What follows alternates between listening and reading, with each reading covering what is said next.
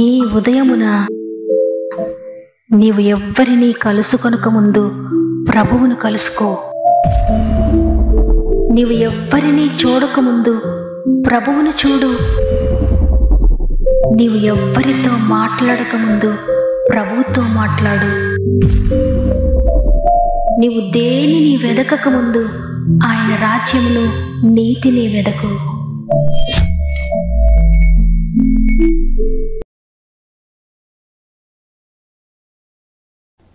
Praise the lord. ఈ ఉదయకాలమున God first అనే ఆధ్యాత్మిక కార్యక్రమానికి నా ఆత్మీయ కుటుంబమైన మిమ్మల్ని అందరినీ హృదయపూర్వకంగా ఆహ్వానిస్తూ ప్రభువైన యేసుక్రీస్తు నామములో మీ అందరికీ నా యొక్క ప్రత్యేకమైన హృదయపూర్వకమైన శుభములు తెలియజేస్తున్నాను. ఎలా ఉన్నారు దేవుని బిడ్డలారా? దేవుని కృపలో మీరంతా బాగున్నారు కదా? దేవుడు మరి ఒక నూతన ఉదయాన్ని మనకు అనుగ్రహించారు. ఈ ఉదయాన ఎంత నిర్జీవంగా ఉన్నా దేవునితో సమాధానపడండి. ఆయనకు లోబడి ఆయన చిత్తానుసారంగా ఆయన వాక్యానుసారంగా జీవిస్తూ దేవునితో మీ దినమును ప్రారంభించండి.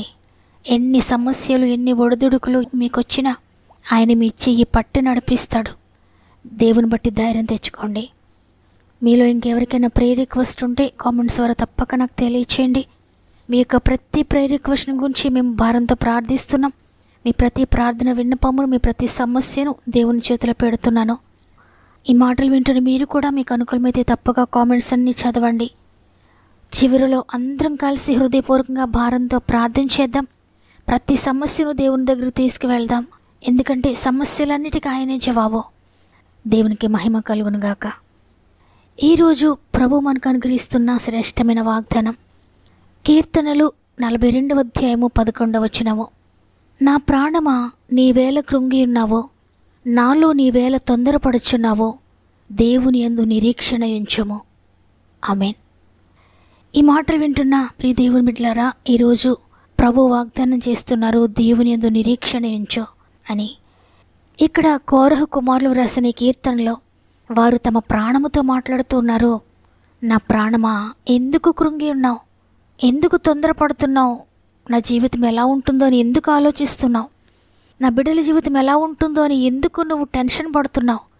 నా పరిస్థితులన్నీ చేయి దాటిపోయాయి కదా, ఇంకా ఎలా ఉంటుంది నా జీవితం అని ఎందుకు నువ్వు ఏడుస్తున్నావు? రక్షణకర్త యందు నిరీక్షణ ఉంచు, ఆయనందు విశ్వాసం ఉంచని ఎంతో ధైర్యంగా వారి ప్రాణములతో మాట్లాడుతున్నారు. మనం కృంగిపోయినప్పుడు మనం వెతకవలసింది దేవునిని మాత్రమే.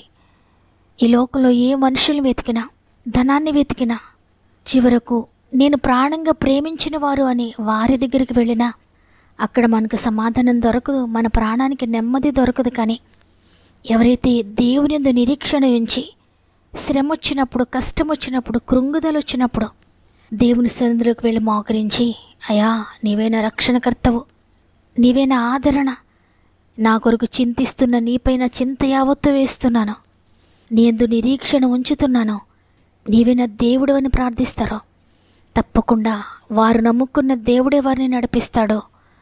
ఎంత అధికారం ఉన్నా, ఎంత పేరు ప్రతిష్టలున్నా, ఎంత ఆస్తి అంతస్తులున్నా, ఉద్యోగమున్నా, వ్యాపారమున్నా, బలమున్నా, బలగమున్నా, కృంగిపోయి ఉన్న వారిని ఇవేవి కూడా బలపరచలేవు. మన పరిస్థితులను బట్టి కృంగిపోయినప్పుడు దేవుని దగ్గరికి వెళ్ళి ఆయనను వెతికితే ఆయన మాత్రమే మన చేపట్టి లేవనెత్తుతాడు. ఎందుకంటే కృంగిన వారిని లేవనెత్తే దేవుడు ఆయన. కృంగి ఉన్నప్పుడు సాతాను కృంగిన వారిని ఇంకా కృంగదీస్తాడు. ఏ విధంగా అంటే గతాన్ని గుర్తు చేస్తాడు, వారి ఫెయిల్యూర్స్ని గుర్తు చేస్తూ ఉంటాడు, వారి పాపాన్ని గుర్తు చేస్తూ ఉంటాడు. ఎక్కడైతే వారు కోల్పోయారో, ఏదైతే కోల్పోయారో వాటన్నిటిని గుర్తు చేసి ఇక నీకు భవిష్యత్తు లేదని చెప్తాడు. ఇక నీవు దుఃఖంతో ఉండాల్సిందే, నీ జీవితం అంతా ఈ విధంగానే ఉంటుంది. ఏదో ఆశ పెట్టుకున్నావు కానీ నీ ఆశలన్నీ కూడా పోయాయి. నీవిక ఏది సాధించలేవు, నీ జీవితం అయిపోయింది, నీ ఏజ్ అంతా దాటిపోయింది, నీ పరిస్థితులన్నీ చేయి దాటిపోయాయి, నీ బ్రతికి ఇంతే, నీవు పాపివు కాబట్టి నిన్నెవ్వరూ ప్రేమించరు, నీకెవ్వరూ లేరు, నువ్వు ఒంటరి వాడవు, ఒంటరిదానవు అని ఎన్నో అబద్ధాలు చెప్తాడు శత్రువైన సాతాను. ఎందుకంటే వాడు అబద్ధికుడు, అబద్ధాలకు జనకుడు కాబట్టి. అయితే ఎన్ని అబద్ధాలు చెప్పినా శత్రువును పాదాల కింద త్రొక్కివేసి, సాతానా నీవు చెప్పేవన్నీ కూడా అబద్ధాలు, నేను నమ్మిన ప్రభువు సృష్టికర్త, ఆయన నా జీవితం కృంగిపోయినా, పడిపోయినా, ఇక అంతా అయిపోయింది అనుకున్న పరిస్థితిలో కూడా బూడిదలో నుండి పూదండను చేయగలిగిన దేవుడు నా దేవుడు. కృంగిన వారిని లేవనెత్తే దేవుడు నా దేవుడు. ఎప్పటికీ కూడా నా చేయి విడిచిపెట్టాడు ఆయన. ఆయన మరలా నా చేయి పట్టుకుంటాడు. ఆయన మరలా నన్ను క్షమిస్తాడు. ఆయన మరలా నన్ను విడిపిస్తాడు. కాబట్టి నేను ఆయన దగ్గరికి వెళ్తాను, ఆయనకి నా జీవితాన్ని సమర్పించుకుంటానని. ఎవరైతే ప్రభు చేతుల్లో వారి జీవితాన్ని పెడతారో తప్పకుండా దేవుడు విడిపిస్తాడు. నిజముగా మొరపెట్టే వారికి సమీపంగా ఉంటాడు. కొన్నిసార్లు కష్టాలు కలిగినప్పుడు, హృదయం నిండా వేదన నిండిపోయినప్పుడు, ఎటు వెళ్ళాలో తెలియక ఏమి చేయాలో దిక్కుతోచని పరిస్థితి ఎదురైనప్పుడు, నేను నమ్మిన దేవుడు నన్ను విడిచిపెట్టే దేవుడు కాదు, ఆయన నమ్మదగిన వాడు, నా జీవితంలో ఎదురవుతున్న ఈ పరిస్థితులు ఏదైనా కూడా ప్రతి దానిని ఆయన నా మేలు కొరకే చేస్తున్నాడని ఆయన ముందు విశ్వాసం ఉంచకుండా, దేవుడు నన్ను విడిచిపెట్టాడేమో, ఆయన నన్ను చూడట్లేదేమో, అందుకే ఈ పరిస్థితులన్నీ నాకు ఎదురయ్యాయి, ఎంత ప్రార్థన చేశాను కదా, ఇంతగా ఎదురు చూశాను కదా, దేవుని మీద ఆనుకున్నాను కదా, అయినప్పటికీ నా జీవితంలో ఎలా జరిగింది ఏంటని ఎన్నో సందేహాలు కలిగి అనేకసార్లు అనేక శోధనలో కష్టాల్లో మునిగిపోతూ దేవునికి దూరం అయిపోతూ ఉంటాం. దేవునికి దూరం అవడం వల్ల ఆ శత్రువుకు దగ్గరే అనేక కష్టాలు ఇంకా కొని తెచ్చుకుంటూ కృంగిపోవడం జరుగుతూ ఉంటుంది.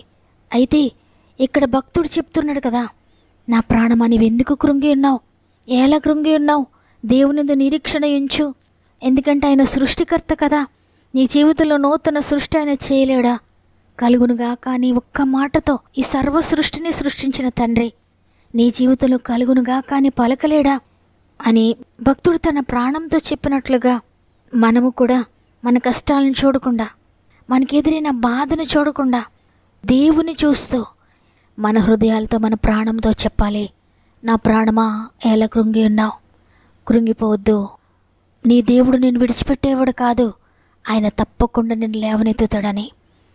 ఈ మాటలు వింటున్న మీలో ఎంతమంది కృంగిపోయి ఉన్నారు ఈ ఉదయాన? ఏ పరిస్థితిని బట్టి కృంగిపోయి ఉన్నారో? ఓడిపోయిన అనుకుంటున్నారు?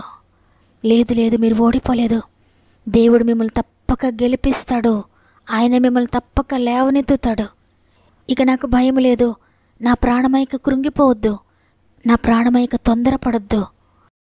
నా ప్రాణమా నాలో నీవు ఇలా కృంగియున్నావు, నా ప్రాణమా నాలో నీవు ఇలా తొందరపడుచున్నావు,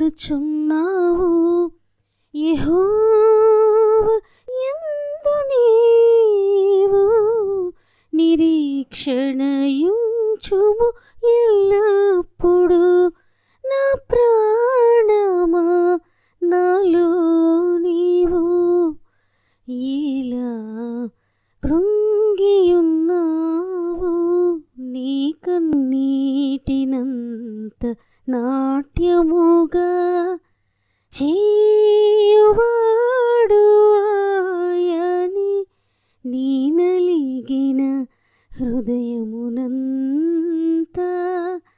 దృఢపరచువాడు ఆయని, నీ కన్నీటినంత నాట్యముగా చేయువాడు ఆయని, నీ నలిగిన హృదయమునంతా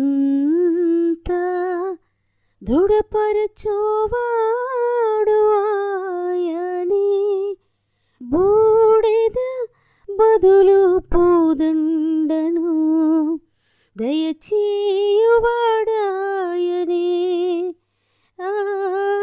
బూడిద ప్రతిగా పూదండను దయచేయువాడాయనే, నా ప్రాణమా నాలో నీవు ఇలా కృంగియున్నావు, నా ప్రాణమా నాలో నీవు ఇలా తొందరపడుచున్నావు, యెహోవా యందు నీవు నిరీక్షణయుంచుము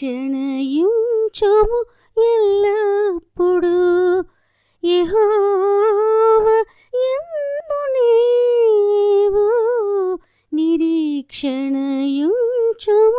ఎల్లప్పుడు. నా ప్రాణమా నాలో నీవు ఇలా కృంగియున్నావు. నమ్మిన వారందరూ ఒక్క నిమిషం నాతో మోకరిస్తారా? ప్రార్థన చేద్దాం. తండ్రి, నీకు వందనాలు. ఈరోజు వాగ్దానం ఇచ్చారు, కృంగిపోవద్దు. కష్టం వచ్చింది నిజమే, కన్నీటితో ఉన్నావు నిజమే, పడిపోయిన అనుకుంటున్నావు నిజమే, ఓడిపోయిన అనుకుంటున్నావు నిజమే, కానీ దేవునిందు నిరీక్షణ ఉంచు. నేను నీ రక్షణకర్తను, నేను నీ దేవుడను, భయపడొద్దని మీరు సెలవిచ్చారు తండ్రి. ఎంతమంది అయితే ప్రార్థిస్తున్నారో నమ్మి వారు కృంగిన స్థితిలో నుండి తిరిగి బలపరచండి, తిరిగి లేవనెత్తండి అయ్యా. వారు ఏ విషయంలో పడిపోయారో అన్ని విషయాలు తిరిగి లేవనెత్తబడుదురుగా యేసు నామములో.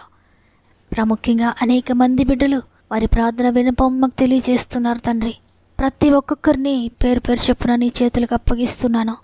నూతన సృష్టి చేయడానికి నీకు అసాధ్యం లేదయ్యా. ప్రతి జీవితంలో నూతన కార్యములు జరిగించండి. నూతన బలముతో నింపండి, నూతన శక్తితో నింపండి, నూతన ఆరోగ్యముతో నింపండి, నూతన నిరీక్షణతో నింపండి, నూతన విశ్వాసంతో నింపండి తండ్రి. అనేక మంది కుటుంబాలు రక్షణ లేక ఉన్నారయ్యా. రక్షణ కార్యములు జరిగించండి. పాపము నుండి, శాపం నుండి విడిపించండి అయ్యా. ఆర్థిక బంధకాల నుండి విడిపించండి, అనారోగ్య బంధకాల నుండి విడిపించండి, కోర్టు బంధకాల నుండి విడిపించండి తండ్రి. ఉద్యోగంలో సమస్యల నుండి విడిపించండి అయ్యా. ప్రమోషన్ కొరకు ఎదురు చూస్తున్న బిడ్డలకు అద్భుతం చేయండి తండ్రి. ట్రాన్స్ఫర్ కోసం ఎదురు చూస్తున్న బిడ్డల జీవితంలో అద్భుతం చేయండి. ఉద్యోగాలు లేని బిడ్డలకు అద్భుతకరంగా ఉద్యోగాలు దయచేయండి. వివాహాలు కాని బిడ్డలందరి జీవితాల్లో అద్భుతం చేయండి తండ్రి. గర్భఫలం కోసం ఎంతమంది ఎదురు చూస్తున్నారు, ప్రతి గర్భమును ముట్టండి అయ్యా. గృహాలు లేని బిడ్డలకు చక్కటి స్వంత గృహాలు దయచేయండి. గృహాలు కట్టుకుంటున్న వారు అనేక మంది మధ్యలో ఆగిపోయి ఉన్నారయ్యా. నీ కృపచేత తిరిగి ప్రారంభించి తిరిగి పూర్తిగా కంప్లీట్ చేసి నీ నామానికి మహిమ తెచ్చుకోండి. ఎగ్జామ్స్ రాస్తున్న బిడ్డలందరికీ తోడై ఉండండి. నీ జ్ఞానంలో నీ జ్ఞాపక శక్తిని ఇవ్వండి. తిరిగి ప్రతి కుటుంబంలో కట్టండి అయ్యా, జీవితాలను కట్టండి అయ్యా. వ్యాపారంలో అభివృద్ధి చేయండి, వ్యవసాయంలో దీవించండి, చేతి పనులను దీవించండి. డ్రైవింగ్ చేసిన బిడ్డలందరికీ తోడై ఉండండి. ప్రత్యేకంగా ఈరోజు పుట్టినరోజులు, పెండ్లి రోజులు జరుపుకున్న వారందరినీ కూడా చేతిలో పెడుతున్నాను. ఈ వాగ్దానం ద్వారా ప్రతి ఒక్కరిని బలపరిచి ఈ నూతన సంవత్సరంలో నూతన కార్యములు జరిగించండి. ఈ దినం ప్రారంభిస్తుండగా ఈరోజంతా మా అందరికీ తోడుగా ఉంటారని నమ్మి నీకు స్తుతులు చెల్లిస్తూ యేసయ్య పరిశుద్ధమైన నామములు అడిగి వేడుకొంచున్నాను తండ్రి, ఆమెన్. కృంగిపోయిన నా ప్రియ చెల్లి, ప్రియ తమ్ముడు, మిమ్మల్ని లేవనెత్తి ప్రభు ఈరోజు మీతో మాట్లాడారు. మీ చేతిని ఆయనకు అందించండి, తప్పక తిరిగి లేవనెత్తుతాడు. నేను నమ్ముతున్నాను ఈ వాగ్దానాన్ని అన్న వారందరూ ఆమెను కామెంట్ చేయండి. లైక్ చేయడం, షేర్ చేయడం మర్చిపోకండి. దేవుడు మిమ్మల్ని, మీ కుటుంబాలను దీవించి ఆశీర్వదించునుగాక. దేవుని చిత్తమైతే తిరిగి రేపు కలుద్దాం. అంతవరకు మీకు, మీ కుటుంబాలకు తోడేండి నడిపించునుగాక. God bless you.